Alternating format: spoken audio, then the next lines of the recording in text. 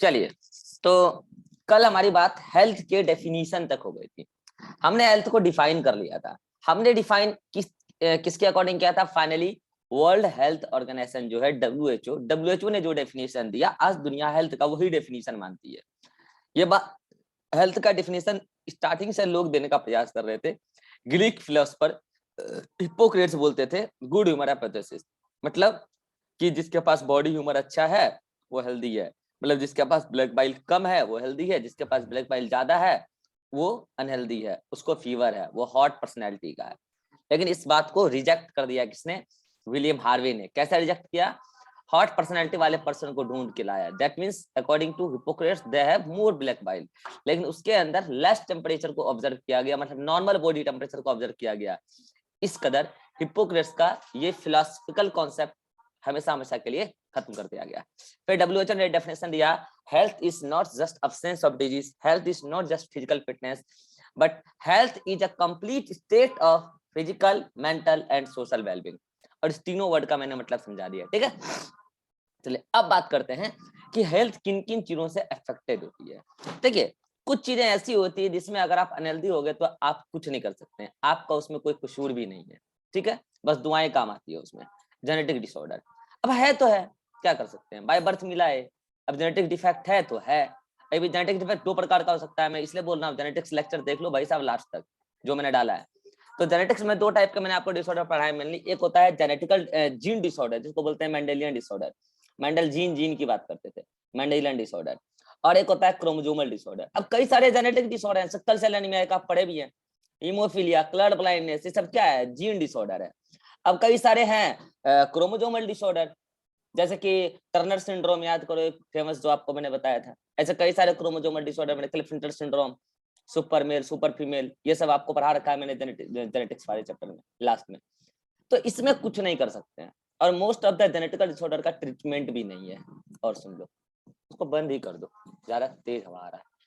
तो most of the genetical disorder का treatment भी नहीं है, तो इसमें कुछ नहीं कर सकते। हेल्थ इन चीजों से अफेक्ट होता है, लेकिन बाकी जो चीजें हैं उसमें आपका कंट्रोल हो सकता है। Second one, infection. तो कोई इन्फेक्शन वर्ड बड़ा ही कॉमन है, इस वर्ड को समझो। क्या होता है इन्फेक्शन और क्या होता है डिजीज? डिजीज और इन्फेक्शन में धरती आसमान का अंतर है। इन्फेक्शन हो गया दैट मीन्स नहीं कि आपको डिजीज हो जाए। डिजीज कब कहते हैं? जब सिम्टम्स आने लगे। अब फिर सिम्टम्स को कहते हैं, इन सारी बातों को हम आगे के करके डिफाइन करेंगे। सिम्टम्स, साइन, सिंड्रोम, इन सभी वर्ड में अंतर है, एक वर्ड नहीं है ये सब, सभी को कल डिफाइन करेंगे। तो इन्फेक्शन का मतलब क्या होता है? जस्ट पैथोजन का एंटर। फिर पैथोजन क्या होता है? अभी सिंपल याद रखो, पैथोजन का मतलब डिजीज काउजिंग एजेंट, कोई भी ऐसा एजेंट जो डिजीज काउज कर सकता है, जरूरी नहीं है कि वो लिविंग एजेंट ही हो। पैथोजन का एंट्री हुआ, यही इन्फेक्शन है। आपको सार्स वायरस का एंट्री हो गया तो दैट मीन्स ये नहीं है कि आपको कोविड हो ही जाएगा, नहीं। एंट्री हो गया, हो सकता है आपका बॉडी सिस्टम उसके साथ फाइट कर ले और आपको डिजीज ना हो। Infection is just the entry of pathogen inside the body. तो अब इन्फेक्शन किन किन चीजों से हो सकता है आप देख लो। अब इन्फेक्शन हो सकता है कि लाइफ स्टाइल आपका, आप फूड किस हिसाब से लेते हो, आप ठेले पर का गोलगप्पा खाते हो या किसी अच्छे रेस्टोरेंट का खाते हो, या ठेले में भी नाली के किनारे वाला ठेला का खाते हो या साफ सुथरा ठेला का खाते हो। वाटर, आप कहाँ का वाटर कंज्यूम कर रहे हो? जहां मुंह लगा वहां जाके मार दिए, ऐसे थोड़ी होता है। आपको वाटर का क्लैरिटी देखना चाहिए। हैबिट्स ये सबसे बड़ा है। देखो फूड वाटर में तो ऑलमोस्ट सारे लोग अवेयर हैं, कहते हैं 2 पैसा खर्चा हो अच्छा खाना खाएंगे। हैबिट्स आज के डेट में यूथ में खास करके मोस्ट ऑफ द काउज है इन्फेक्शंस का। हैबिट्स ऐसा डेवलप कीजिए कि आपको किसी भी प्रकार का इन्फेक्शियस एजेंट आपसे दूर रहे। डेली प्रॉपर बाथ, प्रॉपर क्लीनिंगनेस, अपना खुद का साफ सफाई रखिए, अपने आसपास साफ सफाई रखिए। लोग वह गुटखा खाते हैं, थूक देते हैं इधर उधर आसपास में, फिर उसी पे आता है पैथोजन, ग्रो करता है, मजे से आपके पास भी आता है। तो आप अपने डिजीज के लिए पैथोजन खुद बुला रहे हैं, तो आपका हैबिट अच्छा नहीं, आपका लाइफस्टाइल गंदा है। आप नहाते नहीं हो, 5 दिन में 1 दिन नहाते हो। जरूरी नहीं है कि आप स्नान करें, अल्टीमेट स्नान करने का गोल ये है कि आप पैथोजन से दूर रहें, चाहे आप जैसे रहे, नहा के रहे, आप जो भी करके रहें, साफ सफाई अपना रखो। फिर रेस्ट, ये तो भाई साहब ये तो सबसे बड़ा खतरनाक चल रहा है आजकल यूथ में। रात रात भर जागेंगे, काय दिखाने के लिए कि हम पढ़ते हैं, घंटा पढ़ते हैं, क्या पढ़ते हैं वो तो पता चलता ही आपका।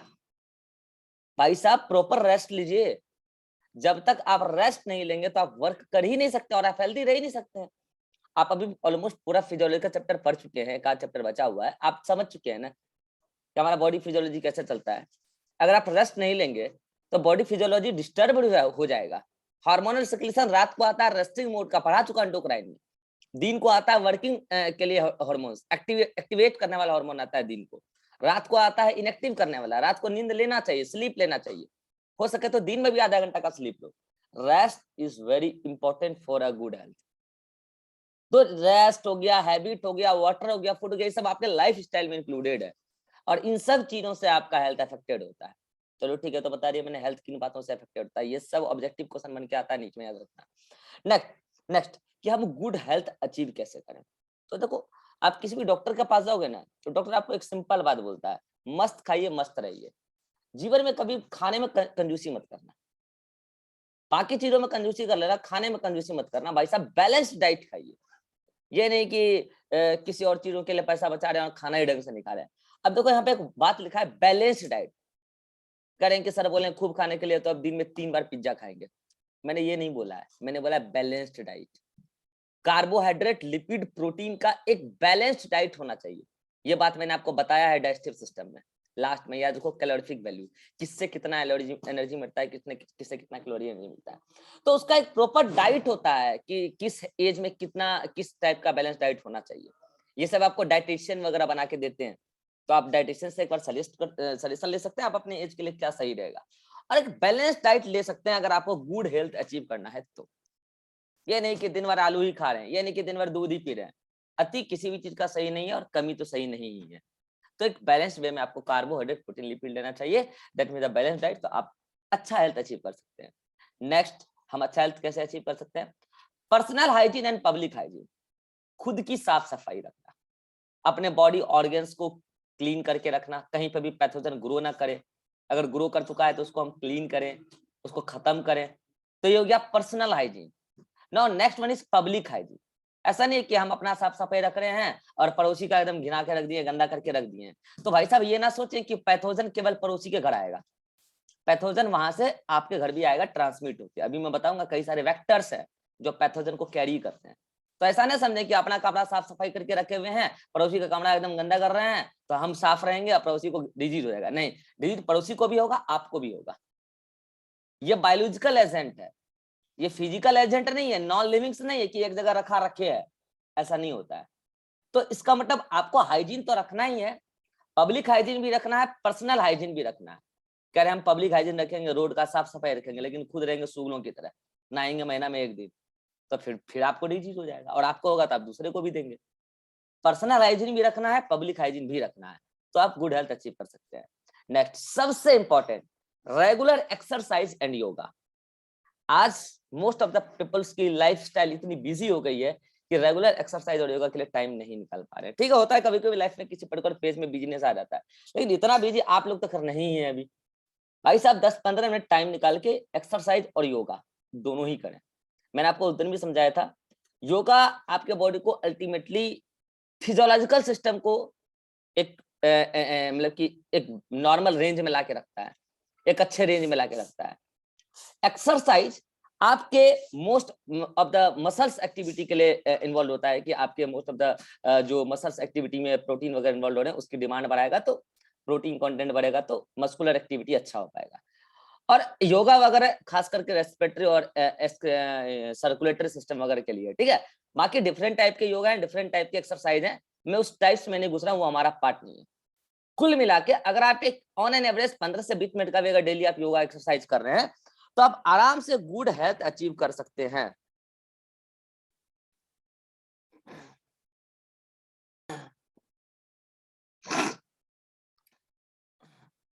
हाँ जी, तो ये क्या हो गया अचीव्ड, कैसे कर सकते हैं आप गुड हेल्थ, कैसे कैसे अचीव कर सकते हैं। बैलेंस डाइट हो गया, पर्सनल हाइजीन, पब्लिक हाइजीन हो गया, and regular exercise and yoga हो गया। ये सारा बात एनसीईआरटी का, मैं कुछ भी इधर उधर से बना के नहीं बोल रहा हूँ।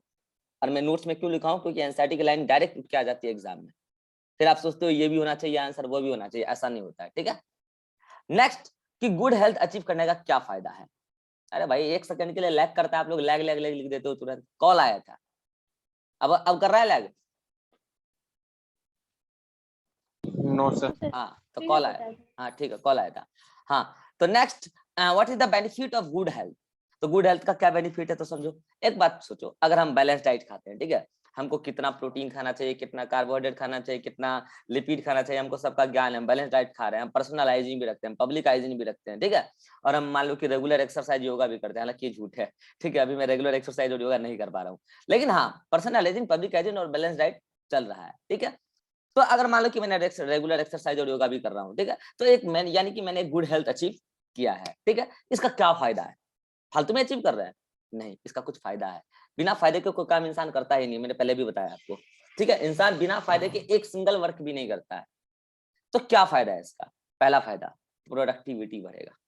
देखो बात बताओ, अगर हम ढंग का डाइट ना खाएं, अभी मैं आपका रेगुलर कितना घंटा क्लास लेता हूँ, पिछले 4 महीना से आप देख लो अगर, तो मैं आपका रेगुलर ऑन एन एवरेज 3 से 3.5 घंटा क्लास लेता हूँ या नहीं लेता हूँ?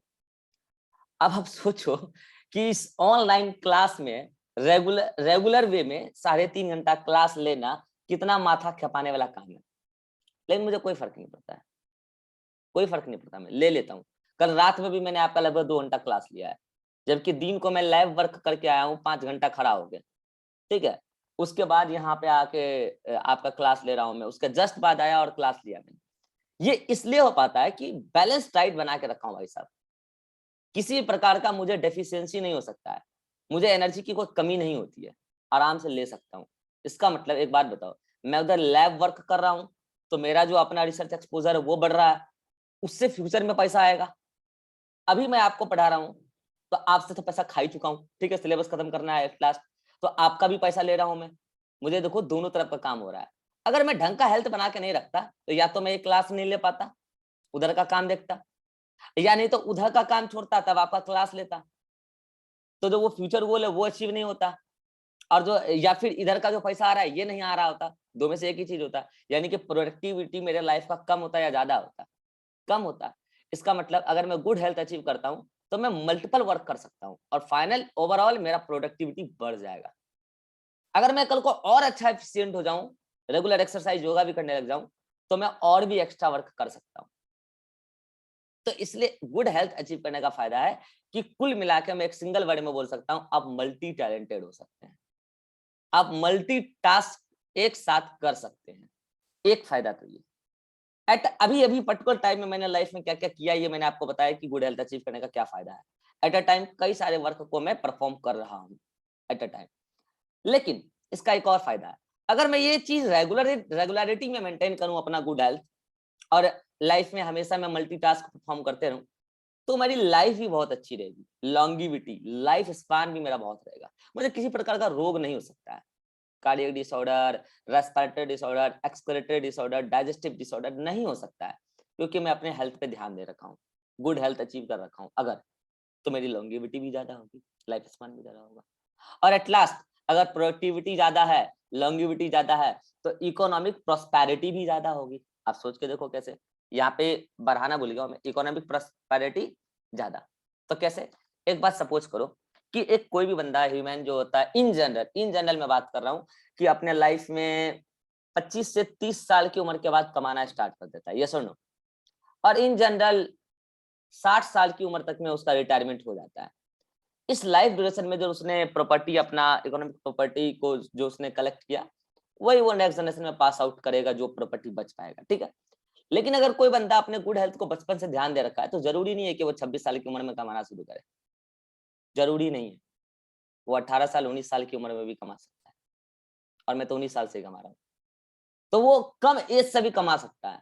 अब आप सोचो कि 19 साल से कमा के, और जरूरी नहीं कि वो 60 साल तक कमाए, अगर उसका लॉन्गिविटी ज्यादा है गुड हेल्थ की वजह से, 80 साल तक वो कमाएगा।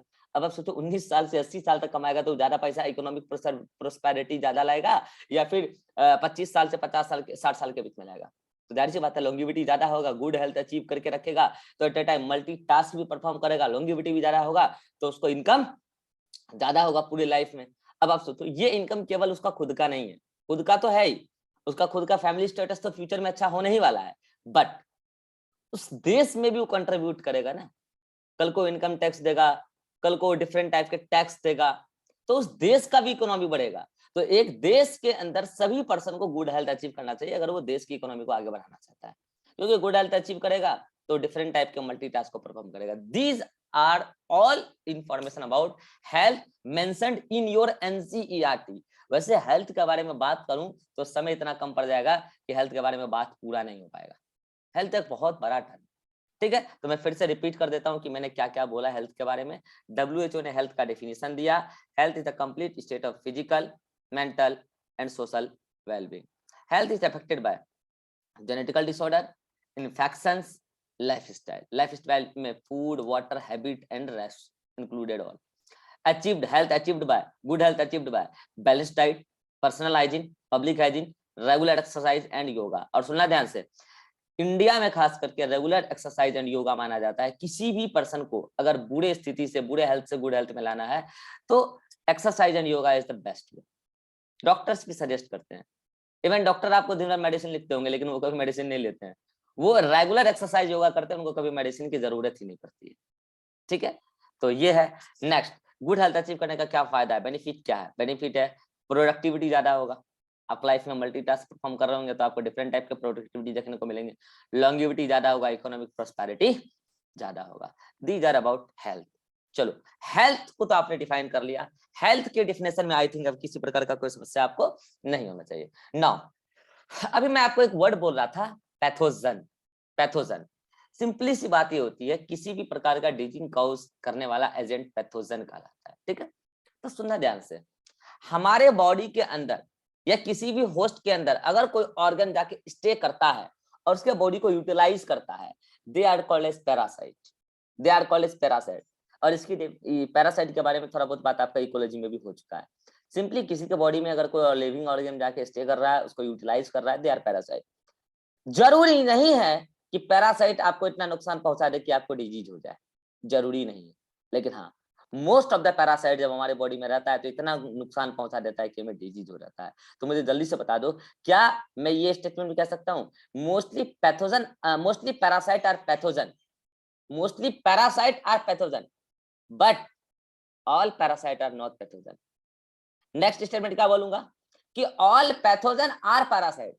देखो, पैथोजन जो भी है वो हमारे बॉडी में आया है, हमारे बॉडी को यूटिलाइज कर रहा है, तभी हमें नुकसान हो रहा है। मतलब पैथोजन है तो वो पैरासाइट होगा तभी वो पैथोजन है। All pathogen are parasite but all parasite are not pathogen. मैंने अभी बोला ना, बहुत सारे ऐसे पैरासाइट है जो हमारे बॉडी को इतना नुकसान नहीं पहुंचा पाते हैं कि डिजीज हो जाए। तो all parasite are not pathogen but all pathogen are parasite. इन दोनों स्टेटमेंट में अगर किसी को कोई दिक्कत है तो हाथ खड़ा करो जल्दी से, जल्दी। चलो, क्लियर है। अब सुनना, मैं कह रहा हूं कि अब हेल्थ को बिगाड़ना है, हेल्थ को बिगड़ जाएगा, that condition is called disease, ठीक है, डिजीज। लेकिन एक बात बताओ, डिजीज का एक प्रॉपर डेफिनेशन क्या होना चाहिए? चलिए आप लोग डिफाइन कीजिए फटाफट, what would be the definition of disease? चलो, जो डिफाइन करना चाहता माइक ऑन करो, जल्दी से डिफाइन करो। डिजीज का डेफिनेशन, हेल्थ तो हो गया, हेल्थ को आपने डिफाइन कर दिया, डिजीज को कैसे डिफाइन करें? जल्दी बताओ। पूरी बैच में एक भी बच्चा डिजीज को डिफाइन नहीं कर पा रहा, और बचपन से आप पढ़ते आए हैं चैप्टर। बताओ क्या हाल है आपका, है? बताओ। अभी मैं वो स्लाइड आगे ले आऊं तो सबको बोल देगा डेफिनेशन देख के। भाई साहब, डिजीज वर्ड को पकड़ो, उसमें दो वर्ड है, डिजीज वर्ड को पकड़ो। इस डिस का मतलब होता है डिस्कम्फर्ट, डिस का मतलब होता है डिस्कम्फर्ट, और इस एस का मतलब है जोन, डिस्कम्फर्ट जोन। अब आया समझ में, डिजीज का मतलब क्या होता है? Discomfort zone. अभी आप अगर अपने आप को कंफर्ट जोन में महसूस कर रहे हैं, जैसे कि मॉर्निंग में, अर्ली मॉर्निंग में खास करके आप देखते होंगे, अगर आपका 7 बजे क्लास रहता है तो मैं कहता हूँ कि 7:30 में लूंगा, फिर कहता हूँ 7:45 में लूंगा, 8 बजे आके लेता हूँ। आज जैसे आज आपका क्लास था 8 बजे, फिर मुझे लगा फ्रेश होने में 8:30 बज जाएगा, 8:30 बज गया, फिर मुझे लगा कि अभी तो नाश्ता किए नहीं, नाश्ता करके क्लास लेंगे, तो फिर जाके 8:45 में मैं क्लास ले पाया। ठीक है, तो ये जो है ये मैं ऐसा क्यों कर रहा हूँ? मुझे मजा आता है आपको परेशान करने में? नहीं, मैं नहीं चाहता कि मैं अपने कंफर्ट जोन से डिस्कंफर्ट जोन में जाऊं। मुझे पता है कि मुझे भी लगातार 1 घंटा 1.5 घंटा भौंकना है क्लास में जाके, और अगर मैं एनर्जी बूस्टर लेकर नहीं जाऊंगा, हो सकता है चक्कर आ जाए, हो सकता है एक क्लास लेने के बाद पूरी दिन बर्बाद हो जाए मेरे को चक्कर के चक्कर में। ठीक है, तो इसलिए मैं चाहता हूँ कि मैं कंफर्ट जोन में रह के क्लास में अपना पूरा डाइट वगैरह लेके क्लास में, तो मैं डिस्कम्फर्ट जोन में नहीं जाऊंगा। इसका मतलब मैं अभी कंफर्ट जोन में हूँ, तभी मैं आपको पढ़ा भी पा रहा हूँ। अभी देखो मैंने चाय भी पिया है, फिर मैं हर जब 40 मिनट के बाद मैं ब्रेक देता हूँ आपको, तो थोड़ा सा चाय पीता हूँ। क्यों? मैं नहीं, क्योंकि मुझे दिन भर बहुत काम करना होता है, केवल आपको पढ़ाना ही नहीं होता है, और भी बहुत सारी काम करनी होती है। तो मैं चाहता हूँ कि सारा काम भी करूँ, तो लेकिन भाई इतना सारा काम बिना एनर्जी बूस्टर के कैसे हो सकता है? भाई बॉडी का एक फिजियोलॉजिकल स्टेटस है, कैसे हो सकता है? तो एनर्जी बूस्टर लेते रहते हैं बीच बीच में, तो इससे क्या होता है कि हम डिस्कम्फर्ट जोन में नहीं जाते हैं, कंफर्ट जोन में हम सारा काम को परफॉर्म कर लेते हैं। अगर मान लो किसी दिन मैं डिस्कम्फर्ट जोन में चला गया, सुबह का नाश्ता नहीं ले पाया और 2 घंटा क्लास ले लिया एकदम पेल के, तो क्या होगा उस दिन पता है? चक्कर आ जाएगा और पूरा दिन बर्बाद हो जाएगा। फिर कहेंगे सर चक्कर आ रहा है, सांस लेने में भारी लग रहा है, हार्ट बीट बढ़ रहा है। इसका मतलब मैं डिस्कम्फर्ट जोन में हूँ। इसका मतलब मेरा 1 और 1 से अधिक ऑर्गन, मतलब कि मेरा ऑर्गन सिस्टम जो है, ऑर्गन्स जो है सही से काम नहीं कर रहा है। When 1 or more organ improperly work, then person comes in discomfort zone, and this discomfort, the state of discomfort zone is called a disease. समझ में आया? It is called as disease. ये डिजीज का एक्चुअल डेफिनेशन है। लेकिन एक बार बताओ, क्या आप डिजीज का डेफिनेशन हेल्थ के डेफिनेशन को पलटा के भी दे सकते हैं? यस और नो? Yes. तो दे सकते हैं, तो दो। Yes, sir. दो, हेल्थ के डेफिनेशन को पलटा के डिजीज का डेफिनेशन दो। क्या बोल सकते हैं? What is disease? Physical, mental, social, not well. हाँ ठीक है, सही बोल रहा है कि हेल्थ का क्या डेफिनेशन था? A complete state of physical mental social wellbeing. अब हम कह रहे हैं कि if any disturbance in physical mental और social wellbeing happened, then person is not healthy, person is unhealthy, that means they have disease. समझ में आया? That means they have disease.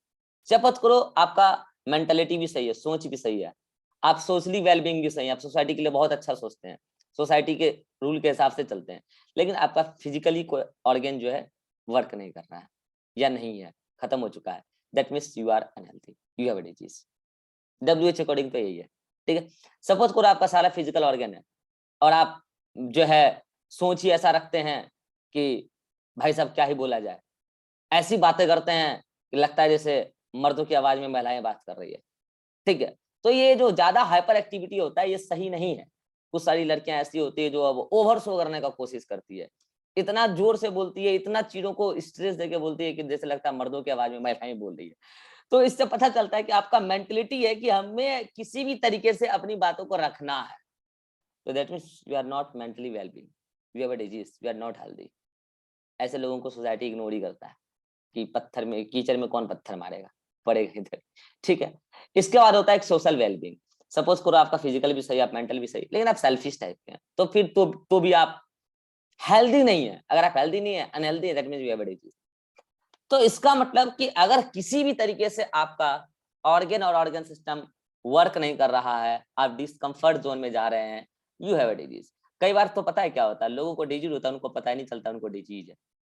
Yes, लोगों को डिजीज होता है, उनको पता ही नहीं होता उनको डिजीज है, उनकी सोच एकदम निगेटिव डायरेक्शन में जा रही है, लेकिन उनको लगता है कि मैं हूँ जो मैं ही हूँ, मैं तो जो बोल रहा हूँ वो तो एकदम 100% सही है, मेरे से ज्यादा कोई सही हो ही नहीं सकता है। तो इस कंडीशन में भाई साहब वो डिजीज नहीं, वो हाइपर डिजीज कंडीशन में है भाई साहब।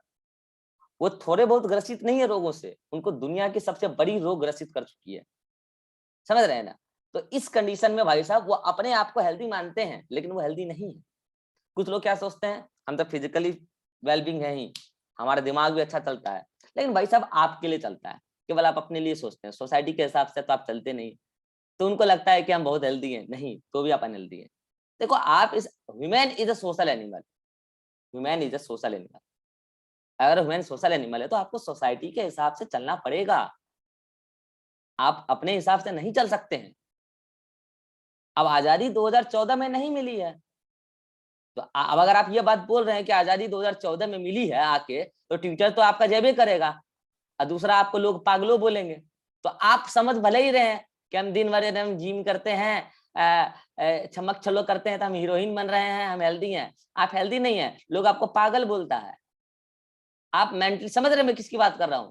आप पागल हैं, लिटरली आप पागल हैं, आप लिटरली मेंटली अनहेल्दी हैं अगर ऐसी बयानबाजी कर रहे हैं। सोसाइटी का एक रूल है भाई साहब, सोसाइटी का एक इतिहास है, आजादी कब मिला है। फिर आप आके बोल रहे हैं 2014 में आजादी मिला है, कल को आप बोलिएगा कि भाई साहब बायोलॉजी के हिसाब से अगर आप बात करें तो किसी भी प्रकार का यूरिन अपटेक सही नहीं हो सकता है ह्यूमन के लिए। अब आप कल को बोलेंगे गोमूत्र पीने से सारा डिजीज ठीक हो जाएगा, तो आप पागल हैं। एक वर्ड में बोलूं, आप पागल हैं, आप मेंटली अनहेल्दी हैं। भाई साहब क्या बोल रहे हैं आपको पता है? तो मतलब आप सोसाइटी के हिसाब से नहीं चल रहे हैं। सोसाइटी जिस हिसाब से चलता है उसके अकॉर्डिंग आपको चलना चाहिए, केवल अपना नहीं सोचना चाहिए। तो दैट मीन्स किसी भी प्रकार का physical, mental and social wellbeing में अगर किसी भी प्रकार का डिस्टर्बेंस आ रहा है तो आप अनहेल्दी हैं, आपको डिजीज है। हाँ, डिजीज काउज कराने के लिए पैथोजन का भी एंट्री होता है, जैसा कि अभी मैंने आपको बताया pathogen is what? Disease causing agent. Suppose करो आपकी बॉडी में पैथोजन का एंट्री हुआ है। नाउ पैथोजन का एंट्री जो होता है, मतलब कि जो पैथोजन का ट्रांसमिशन होता है एक जगह से दूसरे जगह, पर्सन टू पर्सन भी होता है, ट्रांसमिशन कहते हैं उसको। तो ये ट्रांसमिशन दो प्रकार का होता है, एक होता है वर्टिकल ट्रांसमिशन, सुना ध्यान से, एक होता है वर्टिकल ट्रांसमिशन और एक होता है हॉरिजॉन्टल ट्रांसमिशन। अब ये क्या होता है भाई साहब? Horizontal transmission and vertical transmission, सुनो ध्यान से, ये कोई भी आपसे पूछ सकता है कल को।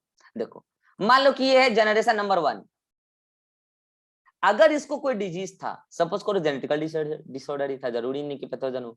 फर्स्ट जनरेशन से सेकंड जनरेशन में आ गया, सेकंड जनरेशन से थर्ड जनरेशन में आ गया, थर्ड जनरेशन से फोर्थ जनरेशन में आ गया, जेनेटिकल डिसऑर्डर है। तो एक बार बताओ मुझे, ये जनरेशन वाइज ट्रांसमिट हो रहा है डिजीज, ये सुनो, तो ये वर्टिकल ट्रांसमिशन है या हॉरिजॉन्टल ट्रांसमिशन है?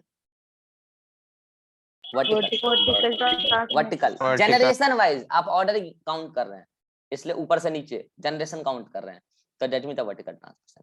लेकिन ये भी हो सकता है, सपोज करो ये थर्ड जनरेशन के कई सारे परिवार हैं, थर्ड जनरेशन के कई सारे परिवार हैं, हो सकता है इस फैमिली में से डिजीज इस फैमिली में आ गया हो, इस फैमिली से इस फैमिली में आ गया हो, इस फैमिली से इस फैमिली में आ गया हो, मतलब एक ही जनरेशन के कई सारे मेंबर के बीच में डिजीज का ट्रांसमिशन हो रहा है, चाहे किसी भी प्रकार का डिजीज हो। तो बताओ हॉरिजॉन्टल ट्रांसमिशन है या वर्टिकल ट्रांसमिशन है? हॉरिजॉन्टल। तो हॉरिजॉन्टल ट्रांसमिशन और वर्टिकल ट्रांसमिशन क्या होता है? मैंने यहाँ पे लिख दिया, transmission of disease from one generation to next generation, that means a genetical disorder. Vertical transmission, what's horizontal transmission? Disease is transferred from one person to another person in the same generation, बोलो एक तरीके से, ठीक है। Now our health is maintained by our immune system, our health is maintained by our immune system, और इस immune system को कल से हम डिटेल में पढ़ने वाले हैं। What is immune system? सुना ध्यान से, ये तो मैं आपको कल बताऊंगा immune system क्या होता है। हमारा immune system हमारे मेंटल और हमारे साइकोलॉजिकल स्टेटस से अफेक्टेड होता है, ऐसा एनसीईआरटी में लिखा है। इस लाइन को समझाना बहुत जरूरी है। पता है, अब सुनना, कई बार जो अच्छे डॉक्टर होते हैं ना, डॉक्टर कहते हैं कि कभी भी जो है पेशेंट्स को ये मत बोलो कि आपको ये रोग हुआ है, क्योंकि कई बार क्या होता है कि पेशेंट्स का आधा इलाज उसको मोटिवेट करके कर देते हैं डॉक्टर, जो अच्छे डॉक्टर होते हैं। क्यों? क्योंकि हमारा साइकोलॉजिकल स्टेटस, हमारा मेंटल स्टेटस हमारे इम्यून सिस्टम को प्रभावित करता है, और इम्यून सिस्टम ही हमें डिजीज से लड़ने में हेल्प करता है। तो आप कोविड पे भी सुने होंगे कि कई सारे लोग जो अपने हेल्थ को लेकर बहुत ही ज्यादा सोचते थे, ठीक है, उनको पता चलता था कि उनके परिवार में किसी को कोरोना हो गया, चिंता से वो भी निपट लिए, ठीक है। और कई सारे लोग तो ऐसे थे जिनको कोविड हुआ, ठीक है, लेकिन वो भाई साहब कोविड फेज में कितना भी सीरियस हो गए, लेकिन भाई साहब मजे में थे, सोच रहे थे जिंदगी का मजा लिया जाए, क्या ही बचा है, जितना जीना था जी लिए। तो वो एक पॉजिटिविटी माइंड से चल रहे थे, और वो ये सोच रहे थे कोरोना फोरोना हमारा क्या उखाड़ लेगा, ये कोरोना फोरोना हमारा क्या कर लेगा, मतलब वो एक पॉजिटिव एटीट्यूड के साथ फाइट कर रहे थे उस टाइम डिजीज से। इसका मतलब उनका mental status, psychological status positive attitude के साथ था, उनका इम्यून सिस्टम बूस्टअप था, और तभी उन्होंने कोरोना से लड़ा, और उन्होंने कोरोना से लड़के जीता भी, और आज वो जिंदा है। कई सारे लोग थोड़ा सा टेस्ट पॉजिटिव आ गया, इतना घबरा गए कि भाई साहब हॉस्पिटल जाने से पहले निपट लिए। तो होता है, आपको अगर कोई भी रोग हो गया, कोई भी इन्फेक्शन हो गया, कोई भी किसी प्रकार का डिजीज हो गया, आपको घबराना नहीं होता है, आपको ये सोचना है this is the part of life. देखो भाई साहब, समस्याओं का जीवन में आना it's the part of life. अब आप उससे कैसे लड़ते हैं, लड़के कैसे बाहर आते हैं, this is the art of life. और ये सबको नहीं आता है। अब आप देख लो आपको आता है कि नहीं आता है। तो आपका मेंटल स्टेटस, तभी कहते हैं हमेशा पॉजिटिव बन के रहो। आपका मेंटल और साइकोलॉजिकल स्टेटस आपके इम्यून सिस्टम को प्रभावित करता है। और इम्यून सिस्टम क्या होता है तो कल बताएंगे। और इम्यून सिस्टम को प्रभावित करता है, इम्यून सिस्टम हमारा हेल्थ को मेंटेन करता है। तो अगर आपका मेंटल और साइकोलॉजिकल स्टेटस पॉजिटिव रहेगा तो आपका इम्यून सिस्टम बूस्टअप रहेगा और आप डिजीज से लड़ पाएंगे। नाउ व्हाट्स द डिजीज, मैं ऑलरेडी डिफाइन कर चुका हूं अलग अलग डिफिनेशन से। Any change in normal physical और मेंटल स्टेटस। यहाँ पे सोशल वेलबींग में नहीं घुसाया हूं, आप घुसा सकते हैं। फिजिकल और mental status that causes discomfort, discomfort zone में चले गया, डिसएबिलिटी, दैट इज डिजीज। और ये भी कह सकते हैं impairs working of body organ. Impairs मतलब खराब करना, बॉडी ऑर्गन को किसी भी तरीके से जो वर्क कर रहा है उसमें बाधा आना, disease. When function of one or more organs or system, organ system of body is adversely affected, मतलब बुरी तरीके से प्रभावित हो जाए। And characterized by sign and symptoms. फिर से दो वर्ड आया, साइन एंड सिम्टम्स।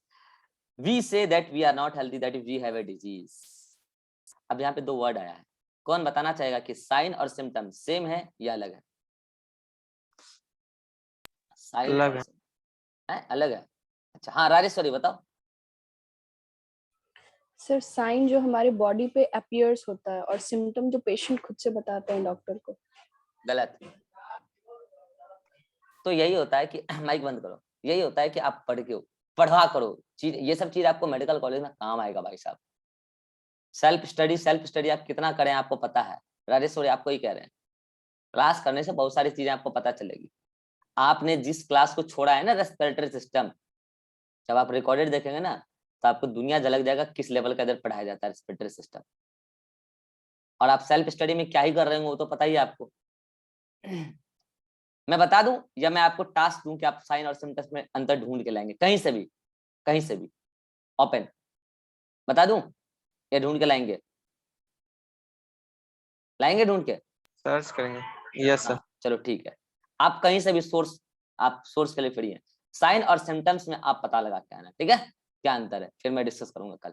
याद दिला देना नहीं तो भूल जाऊंगा डिस्कस करना। तो ये हो गया। तब किसी भी प्रकार का बॉडी में वन और मोर ऑर्गन जब एडवर्सली अफेक्टेड होता है तो कुछ ना कुछ साइन और सिम्टम्स देखने को मिलते हैं। तो हम कह सकते हैं कि पर्सन हेल्दी नहीं है, that means person healthy, that means person को डिजीज है, ठीक है। तो डिजीज का डेफिनेशन हो गया 9 टाइप्स ऑफ डिजीज। कितना मिनट बचा है? 3 मिनट बचा है।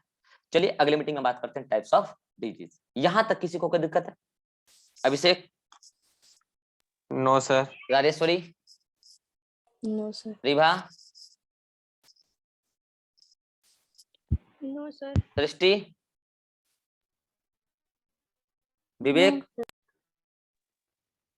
No sir. चलिए मिलते हैं अगले मीटिंग में और टाइप्स ऑफ डिजीज खत्म करके ही जाएंगे।